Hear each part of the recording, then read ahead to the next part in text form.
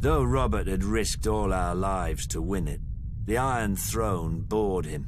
He cared little for justice, and less for rule. If it weren't women or wineskin, he had no use for it.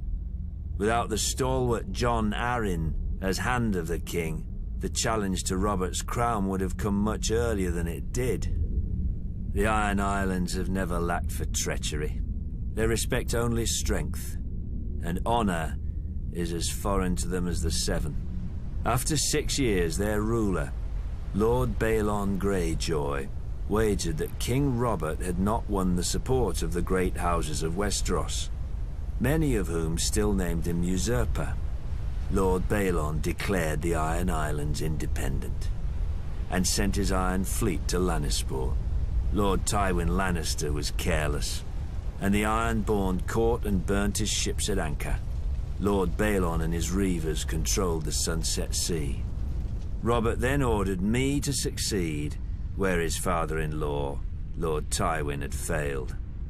Beneath Robert's fury, I sensed relief. War he could understand. He would smash Lord Balon as he had Rhaegar. I raised Robert's fleet and sailed around Westeros to the Iron Islands. I set a trap for the Iron Fleet off Fair Isle. As sailors and warriors, the Ironborn are unparalleled.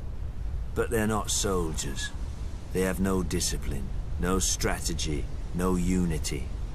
In a battle, each man fights only for his own glory, and their longships are built for lightning strikes and shore raids. When the captains rushed in, I smashed their longships with our larger war galleys. The strength of the Ironborn is in their ships.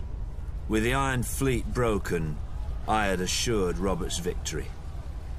He could now transport troops and siege weapons to invade the Iron Islands.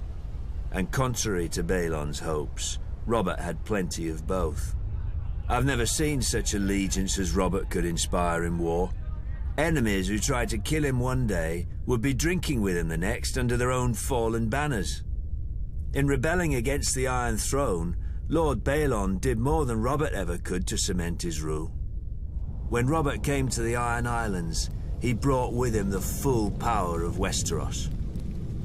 Sir Barristan Selmy of the King's Guard led the assault on Old Wick, while I subdued Great Wick, the largest of the Iron Islands. But Robert saved the seat of House Greyjoy, Pike, for himself and Lord Eddard.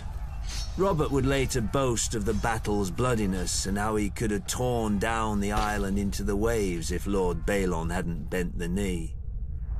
But if I'd have led the assault, Balon's neck would have bent, under his sword.